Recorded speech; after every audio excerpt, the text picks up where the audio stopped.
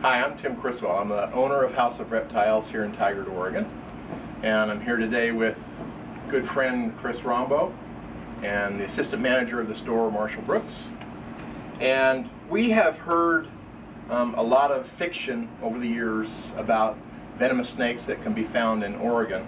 So we wanted to make a little video and kind of set the record straight about what's venomous and what's not, and even show you what the truly venomous snakes here in Oregon look like, so that should you ever encounter them in the wild, you'll know. And before we get to the rattlesnake, the one species of rattlesnake that we have here in Oregon, I wanted to show you a northwestern ringneck snake. And although this and the night snake are technically venomous, they're rear-fanged, there's some little bit of venom in their saliva, they are not dangerous to humans in any way, shape, or form. In fact, their venom, I think, is even so weak it doesn't even fully subdue their prey. These are kind of neat little snakes in and of their own right, and like I say, they are technically venomous, but they are not dangerous to humans. We really only have one species of snake that is potentially dangerous to humans, and it has two subspecies forms, and we're going to show those to you today. Okay? And you going first? Yeah, cool. I think Marshall is going to talk to you about the northern Pacific rattlesnake. So this particular subspecies of rattlesnake is probably, it's certainly the most widely distributed. This is a subspecies of western rattlesnake. It's found from Nevada to and Northern California mostly to southern parts of Canada. It's also probably has the most variable habitat.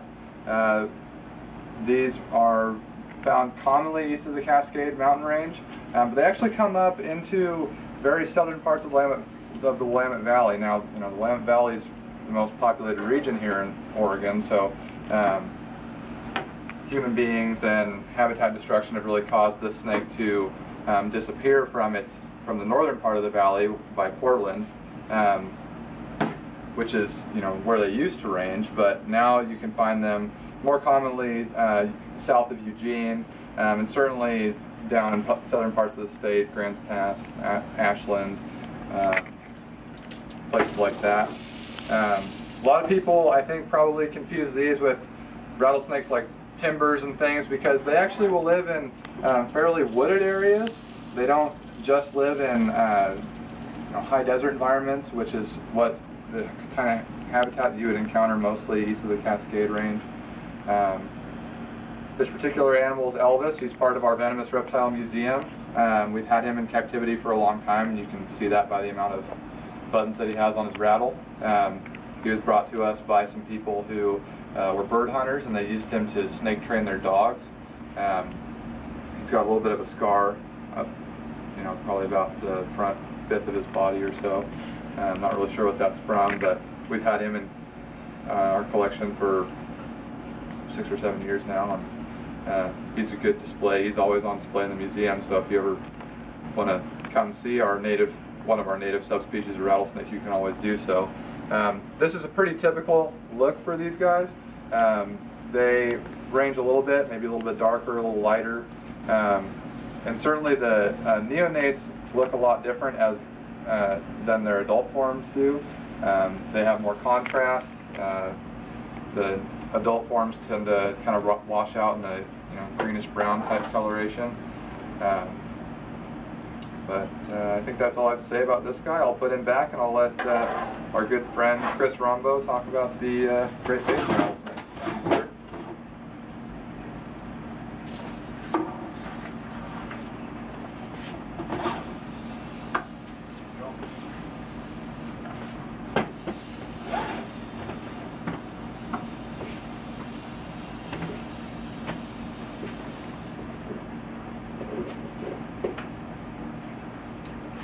The other form of western rattlesnake that can be found in Oregon is the Great Basin rattlesnake. This subspecies differs from the preceding form by the fact that its background color is typically lighter, a tan to a pale gray, and its dorsal blotches, the spots on its back, are not quite as large or as regular as in the preceding subspecies. This snake is primarily found in the southeastern portion of Oregon. It is a high desert form.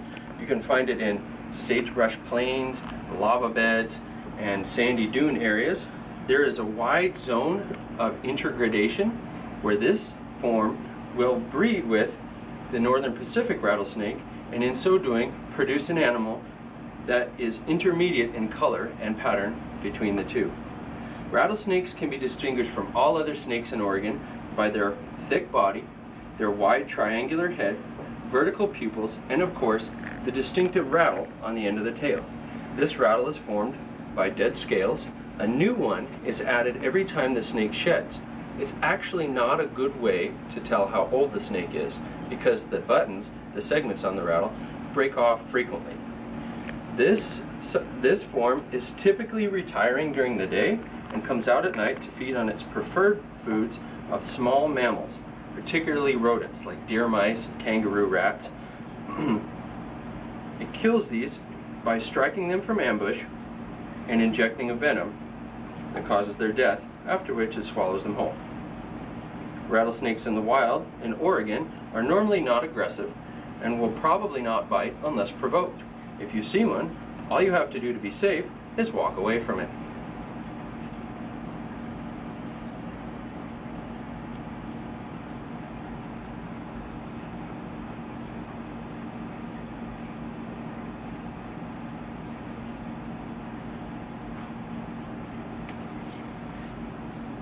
So again, the only venomous snake in Oregon is the western rattlesnake, and you've just seen the two forms that it can take, although there are lots of variations to those two forms. Generally speaking, they're going to look similar to that. We do not have timber rattlesnakes in Oregon. We don't have western diamondback rattlesnakes in Oregon. We just have these two subspecies.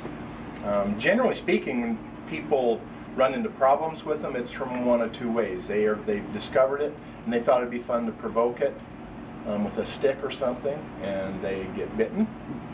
And then the other way is by accident. Somebody's rock climbing and they put their hands somewhere that they don't see, and a snake happens to be there, or a foot, and they get bitten. So, you know, outside of those two exceptions, bites are really relatively rare here in Oregon, and deaths are almost unheard of, in part because we have pretty good medical care.